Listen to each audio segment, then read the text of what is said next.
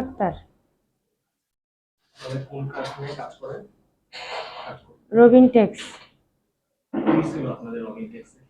রবিন টেক্সে মানে শুরুতে হইলো যে ইফতার বিল, রমজান মাসে ইফতার বিল নিয়ে যে আমরা দাবি করছিলাম যে 65 টাকা, কোম্পানি থেকে দিতে বললো যে 45 টাকা। তখন আমরা বললাম যে না, 45 টাকা হইব না, কারণ 45 টাকা সব জিনিসের দাম, 45 টাকা দেওয়া হয় না। তো আমরা যদি 45 টাকা দিয়া যদি হয় মানে হয় না দিকে, তার কারণে আমরা বললাম যে আমরা হেরা বললো যে দেওয়া যাইব না, একবারেও দেওয়া যাইব না। মানে আমাদের পিসি কমিটির মাধ্যমে ম্যানেজমেন্টের কাছে খবর পাঠানো হইলো যে 45 টাকা দিলে ওভার টাইম করবো না, আর যদি 65 টাকা দেয় তাহলে মেয়েরাও ওভার টাইম করবো বা ছেলেরা সবাই। মানে পরে বললো যে 45 টাকার উপরে 1 টাকাও দেওয়া যাবে না। যখন এই কথা বলার পরে দিয়ে আল্লাহ সবার কাছে যখন পিসি কমিটির মাধ্যমে জানা হইলো, পরবর্তীতে বললো যে 45 টাকা উপরে দেওয়া তো দেওয়া যাবে না, তাহলে আমরা ওভার টাইম করবো না। আমরা রমজান মাস 1 মাস আমরা ওভার টাইম না করলে আমরা চলতে পারবো, এরকমটা বললো। বলার পরে প্রায় 1 সপ্তাহ আমরা 3টা পর্যন্ত মানে ডিউটি করছি। 3:30 যখন বাচ্চা তখন আমরা চলে গেছি, মানে 8:30-তে 3:30 অব্দি, 7:30-তে 3:30 অব্দি আমাকে ইয়া মানে ডিউটি আসছিল আর কি। পরবর্তীতে আমরা 1 সপ্তাহ যাওয়ার পরে পরবর্তীতে জানাই, তারপরে মানে প্রথম থেকে বলবো। তার যাবত আমরা 3:30 অব্দি গেছি। যাওয়ার পরে দেয়া 1 সপ্তাহ পর জানানো হয়েছে যে 10 টাকা বাড়াইছে আমরা মানে ওভার টাইম করার জন্য। তো ওভার টাইম করার জন্য যখন 10 টাকা বাড়ানো হয়েছে, পরের থেকে আমরা ওভার টাইম করি। করার পরে ওই যে আমার ভাই বোন আসছিল যারা যারা কথা বললো যে 65 টাকা দিলে আমরা ওভার টাইম করবো, নাহলে করবো না। তো হ্যাঁ করে যেদিন আমাদেরকে মানে ছুটি দিব, বন্ধের দিন, এই বন্ধের দিন মনে করেন প্রায় 10 জন মানুষের ডাইকা নিয়ে মানে জোর করে মানে সাইন নিছে। তারা সাইন দিতে চাইছিল না, সিকিউরিটি নিয়ে জোর করে সাইন নেওয়ার পরে করে কিছু মানে অর্ধেক টাকা দিছে আর অর্ধেক দেয় নাই, মানে যা প্রাপ্য আর কি তা দেয় নাই। পরবর্তীতে হ্যাঁ কি করবো, বাধ্যতামূলক গেছে। আর একজন মানুষ আসলো হ্যাঁ রে বাসায়, মনে করেন ওই জায়গার থানার ওসি নাকি করে নিয়ে, আবার গুন্ডা ফান্ডা নিয়ে এলাকার এগরে নিয়ে মনে করেন বাসায় গেছে। বাসার থেকে তারে ক্লাবে ধরে আনছে। আনার পরে মনে করেন হ্যাঁ বললো যে 1 লাখ টাকা দিমু, এই রবিন ট্যাক্সে চাকরি করবি না, রবিন ট্যাক্সে চাকরি করবি না। পরবর্তীতে কইছে যে অন্য জায়গায় দুজি লাগে, তুই যে কোনো জায়গায় চাকরি করতে চাইবি, এই জায়গায় তোরে চাকরি দিব। তখন বললো যে আবার বললো যে কারো কাছে এই কথাটা শেয়ার করা যাবে না। তারপরেও আবার আবার যারা হ্যাগোর কাছের বন্ধু বান্ধব হ্যাগোর সাথে আবার শেয়ার করছে। করার পরে এর মাধ্যমে আমিও জানছি, জানার পরে যাই হোক চাকরি ছেড়ে গেছে। বলছে যদি কারো কাছে শেয়ার করে তাহলে এই এলাকার থেকে যাইতে গইব, আর যদি কারো কাছে না বলে তো যে কোনো জায়গায় যে কোনো ফ্যাক্টরি চাকরি নিতে চায় এইটাতেই দিব। তারপরে যাই হোক এটা গেছে গা, রেডি নিয়ে আর কেউ আর বাড়াবাড়ি করে নেই বা কোনো কথাবার্তা হয়নি। পরবর্তীতে যেদিনকা অফিস খুলছে, খোলার পরের দিন মনে করেন অফিসে মানে মানুষ ডাইকে ডেকে নিয়ে, যারা কাছের মানুষ বাড়িতে যায় নাই এগরে ডাইকে নিয়ে প্রায় 20-30 জন মানুষের মতো বাই করে দেওয়া হয়েছে। বাই করে দেওয়া হয়েছে পরে দিয়ে, তারপরেও মানুষে কিছু কয় নাই যে কেন বাই করে দিছে বা কি আসে বিষয়, এর কোনো উল্লেখ করেনি। তৃতীয় দিন মানে প্রথম দিন তো অফিস খুলছে, দ্বিতীয় দিন হ্যাঁ মানে মেশিনে কাজ করা অবস্থায় এই তুমি এদিকে আসো, তুমি এদিকে আসো, এরকম মানে ডাইরেক্টলি এইচআর এর ম্যানেজমেন্ট যে ইউসুফ স্যার, তারপরে আবার ওই যে ডিজিএম স্যার উসমান, হ্যাঁ আবার মনে করেন এরা কি করছে মানে মেশিনটা ডেকে ডেকে স্টাফ সহকারে নিয়ে, যে সুপারভাইজার লাঞ্চিট নিয়ে যে মনে করেন ডেকে ডেকে আনতেছে। তখন যখন ডাইকে আনতেছে পরে তো কইতেছি কি রে ব্যাপার কি, মানে এরারে কিসের জন্য ডাহে, এরপর তো মানে জিজ্ঞেস করলো, পরে বললো যে বিলে এরা রাখবো না, যে কেন রাখবো না, মানে এটা কৈফিয়ত চাইছে যে কেন রাখবো না। পরে রাখবো না, কোম্পানির ভালো লাগে না, রাখবো না। তখন মনে করেন ফুলাফাইন তো করলো যে এতদিন ভালো লাগছে এখন লাগবো না, কারণ কি? আপনারা সবকিছু তো মনে করেন আপনাদের সুখ সুবিধা অনুযায়ী আপনারা কাজ করতেছেন, আমাকে তো কোনো সুখ সুবিধা দিতেছেন না। পরবর্তীতে এটি করার পরে দিয়ে মনে করেন ম্যানেজমেন্টের লোকে এক কথা দুই কথা কাটাকাটি হয়েছে। কথা কাটাকাটি হওয়ার পরে দিয়ে ম্যানেজমেন্ট চলে আইছে। আসার পরে দিয়ে মানে এই যে রমজান মাস থেকে কিন্তু পুলিশ যে আনা শুরু করছে, এই পর্যন্ত আনাই, মানে প্রতিদিন পুলিশ তাই 4-5 গাড়ি কইরা। তো আমরা আবার ডিউটি যাই আই এরকম। পরবর্তীতে মনে করেন আপনার এই যে যেদিন আমাগোর যে দ্বিতীয় দ্বিতীয় দিন, প্রথম দিন সেনাবাহিনী আইছে, আসার পরে দিয়া মানে কোনো কথা নেই, কোনো কথা নেই। পিসি কমিটির সাথে কথা বলছে, পরে পিসি কমিটি মাইনে নিছে, কিন্তু যে আরো যে শ্রমিকরা আছে শ্রমিকরার সাথে কোনো আলোচনা পিসি কমিটিও করে নাই এবং সেনাবাহিনীও করে নাই। যে ক্ষেত্রে শ্রমিকরা পরের দিন আইসা যার যার জায়গা মতন বসে রয়েছে, কেউ কোনো নাম মানে পোলোর থেকে নামে নাই, কাজের জায়গা থেকে কাজের জায়গায় বসে রয়েছে। বসে তারপরে সেনাবাহিনী আইছে, আসার পরে দিয়া মানে বলতেছে যে সবাই নিচে আসো, সেনাবাহিনী কিছু কথা বলবো, সেনাবাহিনী কিছু কথা বলবো। তা আমরা সবাই নিচে আইছি। আসার পরে সেনাবাহিনী মানে তারা পদক্ষেপ নিয়ে আইছে, ম্যানেজমেন্টের সাথে আইছে। আসার পরে মানে কথা বলতেছে যে তোমরা কথা শুনো, তোমরা কথা শুনো। তখন মানে আমাগর যে এই মালিকের কথা বললো যে মালিক ভালো না, মালিক দিব না। পরে মানে আমরা চাইছি যে যাই হোক কাম করে, যেহেতু মালিক দিব না, মালিকের তো জামা করে বলে 1 টাকা দিয়ে আমরা কাজ করতে, আমরা 1 টাকা নিয়েই কাজ করব। আমাদের সামনে মালিকের 1 মিনিট হলো আইনে আমাগোর সামনে হাজির করে। ম্যানেজমেন্টে বলছে আমাগোর মালিক ভালো না, আমরা বলছি আমাদের মালিক ভালো। তো যে ভালো, তো যে ভালো খারাপ আমাগোর সামনে আনেন, আমরা দেখি, এটুকুই। পরবর্তীতে মনে করেন আমরা কইছি যে মালিকের সাথে 1টা মিনিট হলো কথা কওয়ার জন্য দিত, দেয় নাই। না দেওয়ার পরে তারা পদক্ষেপ নিয়ে আইসা, আসার পরে দিয়ে মনে করেন আইসা উপরে মনে করেন ওই যে ম্যানেজমেন্টের লোকে বোতল দিয়া ঢিল দিছে। বোতল দিয়া ঢিল দেওয়ার পরে মনে করেন সেনাবাহিনী মানে সবারই লাড়ো মানে বাইরান শুরু করে দিছে। বাইরেতে পরে দিয়া পোলা বাইনতে যখন বাড়ি মানে প্রথম যখন বাড়ি নিয়ে শুরু করছে, মহিলা আর পুরুষ নেই, সবাই যখন লাড়ো বাড়িতেছে তখন পোলা বাইনতে মনে করেন এই যে ডিল চুরাচুরি করছে। ডিল চুরাচুরি করার পরে দিয়ে মনে করেন আমি এই জায়গায় ছিলাম না, আমি আরেক জায়গায় ছিলাম। পরে আমি আইসা দিই যে এই অবস্থা। আমরা আবার সেনাবাহিনীর মানে পরবর্তীতে যে সেনাবাহিনী আইছে হ্যাঁ সাথে সাথে আমরা আইছি, মানে শয়তানি করতে টিসি করতেছে যে খায় খায় আসে নাই। আমার পরে আমি বললাম যে বিলা ঠিক আছে খায় আসেন নাই স্যার, আমাদের সাথে খাইয়েন, আমরা ভাত আনছি, এই আর কি। পরবর্তীতে সেনাবাহিনী মনে করেন গেট দিয়া মানে অনেকগুলো সেনাবাহিনী ভিতরে ঢুকাইছে, লাঠি নিয়া, হাতের মধ্যে লাঠি নিয়া মানে ঢুকাইছে।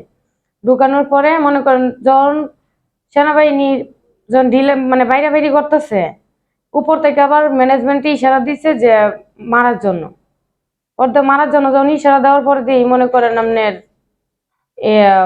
মানে সেনাবাহিনী মারছে। মারার পরে 7 তলা অব্দি, 7 তলা 5 তলা অব্দি মানুষের দৈরা দৈরা মানে দৈরা নিয়ে একটা পোলোর ভিতরে বাইন্দা হাত পা বাইন্দা ফালায় বেরিয়েছে। একটা মেয়ে ভিডিও করছিল।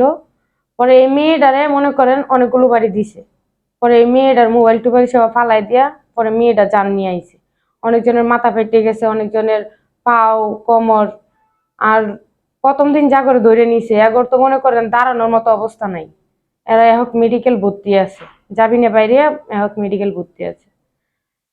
তারপরে আবার দেখা গেছে যে আমরা যখন রাত্রে বাসায় ঘুমাইতেছি, আমরা তো পরে দিয়ে গেট খুলে দেওয়ার পর আমরা সবাই আই পড়ছি, মানে এরকম বাইরান বাইরেছে যে পানি তো ফালাইছে।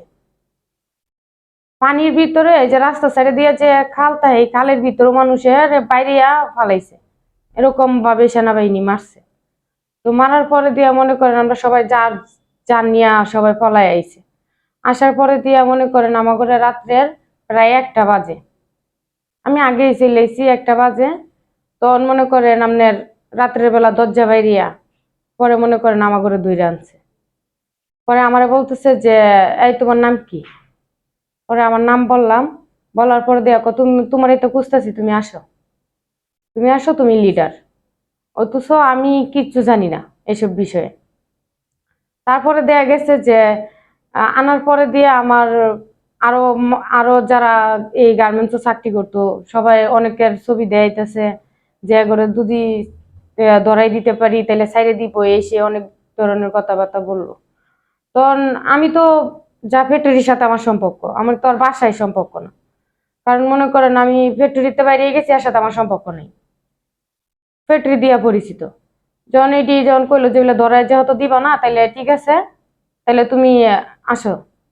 আমার একটা ছোট একটা বাচ্চা আছে। তো বাচ্চারা দেখে বলতেছে কয় কি কয় ইয়া করছো, তোমার এত ছোট একটা বাচ্চা, তুমি তোমার কি একটু মায়া দয়া হয় না, তুমি তো জিহা করে ধরাই দেও তাহলে তোমার ছেড়ে দিব।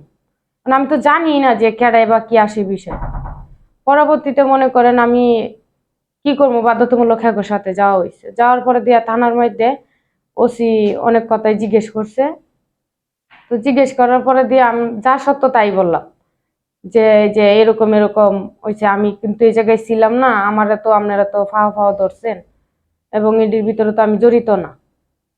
পরে এটি করার পরে দিয়ে আমার করে কোর্টে চালান করে দিল, ওই যে জেলখানায়। তো জেলখানায় অনেকদিন ছিলাম, প্রায় 25 দিনের মতো। তাহার পরে মনে করেন সেই জায়গার থেকে জামিনে বাইরে এলাম। আসার পরে রাত্রের প্রায় 12টার দিকে আইসি। বাসায় আসার পরে আমার ছোট বাচ্চাটারে আর কি ডাইকে উঠাইছি। উড়ানোর পরে দিয়ে আমার বড় পোলাটা মানে আমার দেখে মানে অনেক অসুস্থ, তার জ্বর জ্বর আইছে। পরে আমার দেখে মানে জড়াই ধরে মানে কান্না করতেছে, আমার মা কান্না করতেছে। তারপরে দিয়ে আবার আমার স্বামী তো আমার সাথেই আসিল, আমার শাশুড়ি তারা সবাই বাড়িতে নাইছে আমার দেখার জন্য, অনেকেই আইছে। পরবর্তীতে মনে করেন আমার ছোট বাচ্চাটা আমার বলতেছে যে মা তুমি যে আইছো, তুমি কি মানে সব পুলিশ কি মাইরে থুই আইছো, সব পুলিশ কি মাইরে লাইছো, এরকম বলতেছে। তখন তারা তো আমার বুঝ দিতে হইবো, হ্যাঁ আমি মাইরে তুই আইছি বা যাবি না, এটা তো আর হ্যাঁ বুঝতেছে না। তার কারণে মনে করেন আমি বললাম যে হ মাইরা রাইখে আইছি। পরবর্তীতে এটা বলার পরে দিয়ে হ্যাঁ অনেক খুশি হয়েছে। কিন্তু আমি যখন এই যে এই জায়গায় আসার পথে আমি যখন বুকরা গাই দিছি তখন আবার কান্না করতেছে, মা তুমি কই যাও। যখন মাথা আছড়াইতেছি, মা তুমি কই যাও। পরে বলতে আমি বললাম যে যাই না। পরে কইতেছে না তুমি যাইবা গা, তোমার আবার পুলিশে ধরে নিয়ে যাইবো, তুমি যাইও না। তো আমি বললাম যে তোমার লেগে আমি মজা আনবো, তুমি এই জায়গায় তাও, তোমার জন্য আমি মজা নিয়ে আই। পরে কইতেছে কয় কি কর না, আমি মজা কামু না, আমার মজা লাগবো না, তুমি এই জায়গায় তাহ, আমার কাছে তাহ আর কি। পরে এরকম করে পরে আমার জড়াই ধরলো। পরে অনেক কিছু বুঝ টুস দিয়ে মনে করেন ওই যে আড়ালে ফাটাই দিয়ে পরবর্তীতে এই যে আমি এই জায়গায় আসা হইলো। আর মূলত আমারে ধরা হয়েছে যে আমরা যে ট্রেড ইউনিয়ন দেওয়া হয়েছে, ট্রেড ইউনিয়ন দেওয়া হয়েছে বলতে কি আগে অনেক আগে মানুষ ছাড়াই করে দিত, মানে অনেকের বিনা টাকায়, মানে কোনো টাকা পয়সা দিত না, রিজাইনের টাকা দিত না, রিজাইন দিলেও রিজাইনের টাকা দিত না। তারপরে যে যে মানুষের যে অনেক ছুটি, এই ছুটি দিত না। মানুষের যদি ছুটির জন্য যাইতো, আমরা তো ছুটির জন্য যাইতাম, তাহলে মনে করেন বিভিন্ন প্রকারের কথা বলতো, কিসের ছুটি দিমু, ছুটি নাই, অসুস্থ হইলেও ছুটি দিত না, বাধ্যতামূলক কাজ করতে হইতো, বিভিন্ন প্রকারের খারাপ ধরনের গালি দিত। যে ক্ষেত্রে গালি দিত পরবর্তীতে মনে করেন গায়েও হাত উঠাইছে, আগের ম্যানেজমেন্টরা গায়েও হাত উঠাইছে। যে ক্ষেত্রে পরবর্তীতে আমরা এই জায়গায় একটু সংগ্রহ পাই যে শ্রমিক নেতাদের কাছে চাইলে একটা যে কোনো একটা সমাধান অবশ্যই আসবো। পরবর্তীতে আমরা এই জায়গায় আসার পরে বলছে যে তোমরা ট্রেড ইউনিয়ন দাও, দেওয়ার পরে দিয়া মানে যা কথাবার্তা হয় আর কি, তা মনে করো তোমার ট্রেড ইউনিয়নের মাধ্যমে মালিকের সাথে। এই ট্রেড ইউনিয়নটা কি আপনাদের আন্দোলনের আগেই হয়েছে?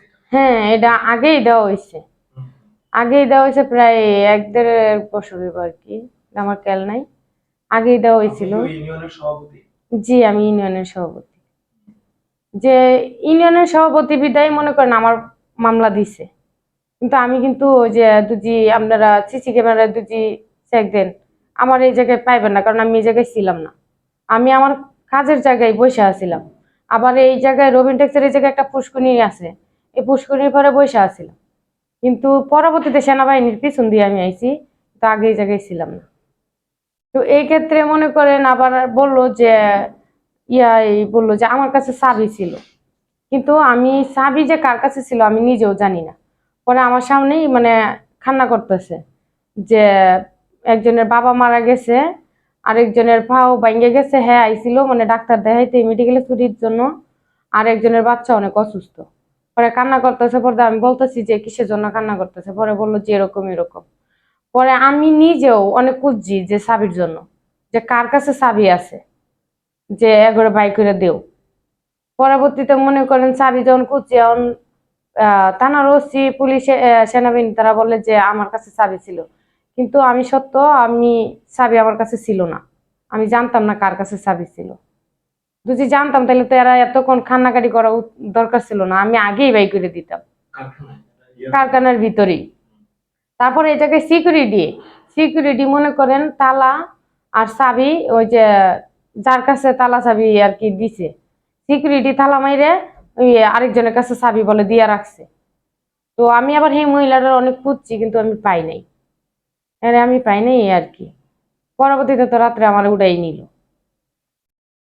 তো এটা ইনশাল্লাহ ভালো, কারণ মনে করেন যে জেলখানার ভিতরে গেছি, সবাই এই জায়গার ভালো ছিল, ভালোই করছে, খারাপ কোনো আচরণ করে নাই। এই জায়গার ভিতরে মনে করেন সবাই আনন্দ ফুর্তিতেই ছিলাম। এখন এখন আপনাদের আন্দোলনের কি পরিস্থিতি বা এখন কি অবস্থা? মানে এখন তো বেরোলেন না, কারখানায় কি গেছিলেন কিনা বা কি পরিস্থিতি? কারখানায় যাই নাই, কিন্তু মানে শুনতেছি যে কারখানার ভিতরে মনে করেন মানুষ ডাইকে নিয়ে 4-5 জন, মানে ফোন দিয়ে ডাইকে ডেকে নিয়ে মনে করেন 4-5 জন সিকিউরিটি তার সাথে। তারপরে হ্যাঁ যাতে গাড়টার এদিকে এদিকে যাতে না ফিরাইতে পারে, যে একজন মানুষ আছে পরিচিত, একটু কথা বলি বা ইশারা দিয়ে একটু কথা বলি, এরকম ইয়া নাই। ডাইরেক্ট নিতেছে, নিয়ে পরে দিয়ে মনে করেন অর্ধেক টাকা দিতেছে, যে না 60,000 টাকা পানার কথা ছিল, এই জায়গায় 30,000 টাকা দিতেছে, 15,000 টাকা দিতেছে, এরকম দিয়ে দিয়ে মনে করেন মানুষ বাই করে দিতেছে, প্রায় অনেক ইয়াই বাই করে দিছে। কারখানা কি চালু আছে? জি, কারখানা চালু আছে। তো এত টাকা কি আপনাদের কি বেতন বকেয়া ছিল? আপনারা তো শুধু রোজার মাসের ইফতার বিল এবং রোজার মাসের বেতন সেটা দিয়ে থাকে, এমনি কি এর বাইরে কি বেতন বকেয়া ছিল আপনাদের? না, বাইরের বকেয়া বেতন ছিল না, কিন্তু মানে মূলত হয়েছে গিয়ে যে ইফতার বিলটা কেন চাইলাম, মানে পাশের ফ্যাক্টরির মধ্যে আপনি 70 টাকা দিতে পারে, তাহলে আমাদেরকে কি 50 টাকা কি তিনি দিতে পারে না? তাহলে দুজি 45 টাকা থেকে দুজি বলতো যে যে ঠিক আছে আমি 50 টাকা দিই, আমরা কিন্তু তাতে রাজি ছিলাম। কিন্তু একদম মানে সাফ করে না করে দিছে যে আমাদেরকে 50 টাকা, 45 টাকার উপরে 1 টাকাও দিব না, এটা মালিক বলে বলছে। তো মালিক যেহেতু বলছে, পরবর্তীতে আমরা মালিকের চাইছি যে মালিকের আমাদের সামনে আনেন, মালিকে দুজি বলে যে আমরা 45 টাকা দিয়ে আমরা মানে ইফতারি হয়ে যাইব গা, একদিনের ইফতারি, তাহলে আমরা এইটাই করব। আর দুজি মালিক দুজি মনে করেন যে না এটা দিয়ে হইতেছে না, তাহলে ঠিক আছে, তাহলে মালিকে আমার ঘরে যা যে কয়টা বাড়াই দিব আমরা এক কয়টাই নিব, আমার উদ্দেশ্য। এখন আপনার এই আন্দোলনের বা সবকিছু মিলে আপনার যেটা ইয়ে করতেছিলেন, মানে পরিবার শ্বশুর বাড়ি সেখানে কিরকম প্রতিক্রিয়া বা এটা আপনি কি ধরনের ক্রাইসিস ফেস করতেছেন এখন? কারণ এমনি তো আন্দোলন করাটা সবার জন্য সমস্যা, তার মধ্যে আর আপনি একজন নারী, তাহলে সেইগুলাতে তো জেলখানায় ছিলেন, নারী হিসেবে আপনার কি মনে হয় যে আপনার সমস্যাগুলো কেমন? সমস্যাগুলো তো অনেক ভয়াবহ, কারণ মনে করেন শ্বশুর বাড়ি এলাকার মানুষে বলতেছে একটা মেয়ে মানুষ, একটা বউ মানুষ আর কি, যে জেল কাটলো, না জানি কি করে গেছে, বা সেনাবাহিনীর গায়ে হাত উঠাইছে, মানে এইসব বিষয়ে গ্রাম অঞ্চলের মানুষ আর কি যা কইতে পারে, মানে তারা ভালো বলতেছে না, বরঞ্চ খারাপই বলতেছে, কারণ তারা ভালো বলতেছে না। আর আমার ফ্যামিলির থেকে বলতেছে যে ঠিক আছে, এই জায়গায় চাকরি করা লাগবে না, চল আমরা বাড়িতে চলে যাই, এরকম আর কি। তা আমি, আমার কথা হয়েছে যে আমি তো শ্রমিকর জন্যই তো জেল কাটতে হয়েছে আমার, তাই না? আমি যেহেতু শ্রমিকর জন্য জেল কাটতে আইলাম, শ্রমিক ভাই বোন দুজি আমার পাশে দুজি তাহে অবশ্যই আমি চাকরি করব, আমি যাব না। আর দুজি মনে করেন এটার ভিতরে মনে করেন ওই যে নিয়ে নিয়ে আবার গেটের ভিতরে আবার পোস্টার টানাই দিছে, ছবি টানাই দিছে যে এরা এরা মানে ফ্যাক্টরির ভিতরে যাইতে পারবো না। অনেক মানুষের জানেন মানে নির্দোষ, এগারো মনে করেন দৌড়ে দৌড়ে নিয়ে মামলা দিতেছে। মালিকে। এরা আন্দোলনের ভিতরে যায় নাই বা ইয়া করে নাই, ছুটিতে ছিল, বাসায় ছিল, এগর ধরে ধীরে নিয়া মামলা দিতেছে। বা অন্য অন্য ফ্যাক্টরির ইয়া আছে দুইজন, এই দুইজনও মনে করেন অন্য ফ্যাক্টরির, এগরও নিয়ে এর ভিতরে মামলা দিছে রাস্তা থেকে ধরে নিয়ে। এখন শ্রমিক ভাই বোনদের প্রতি আপনার কোনো ইয়ে আছে কিনা, আহ্বান আছে কিনা, বা আপনার কি মনে হয় আন্দোলন করা দরকার কিনা, বা সামনে এই লড়াইটা কি থাকা দরকার, বা কি সেই বিষয়ে আপনার কি মনে হয়, যদি একটু বলেন। শেষ কথা যা বলেন। যে মনে করেন আপনার শ্রমিক ভাই বোন করে এটাই বলি, মনে করেন আমি তো শ্রমিক ভাই বোনের জন্যই তো জেল কাটতে হয়েছে আমার, নাহলে তো আমার তো কোনো জেল কাটার কোনো প্রয়োজনই পড়ে না, যেহেতু আমি একটা মহিলা মানুষ। আমি তো মার্ডারও করি নাই এবং চুরিদারিও করি নাই বা অন্য কোনো খারাপ কোনো ব্যবসাও আমি করি নাই। তো এই ক্ষেত্রে মনে করেন আপনার যে আমার যে শ্রমিক ভাই বোনগুলোকে যে আমি জেল কাটছি, শ্রমিক ভাই বোন তো যে আমার পাশে থাকে এবং আসিল অনেক দিন, মনে করেন ওই যে আমরা জেলখানায় অনেক ভাই বোন মনে করেন রাস্তার ভিতরে মিছিল করছে যে আমাকে মুক্তি চায়। এক্ষেত্রে তাদেরকে জন্য মানে আমার পক্ষ থেকে ধন্যবাদ। আর আর যে ভাই বোনেরা মনে করেন যে নিজের চিন্তা করতেছে যে আমি হ্যাঁ জেল কাটতে গেছে, হ্যাঁ গেছে যাক, আমি যদি করতে যাই তাহলে আমার নামে মামলা দিব এসে, কিন্তু তা না। একটা জিনিস চিন্তা করতে হবে যে আমার ন্যায্য দাবির জন্যই কিন্তু আমার জেল কাটতে হয়েছে, আমি ন্যায্যটা আমি পাইতেছি না। আমার যে সরকারের যে আইন করছে, এই আইন অনুযায়ী আমার তো টাকা দিতেছে না, এই আইন অনুযায়ী আমার টাকা দিতেছে না। তো এই ক্ষেত্রে মনে করেন আমার কি অধিকার নাই যে আমার ন্যায্যটা কি আমি চাইতে?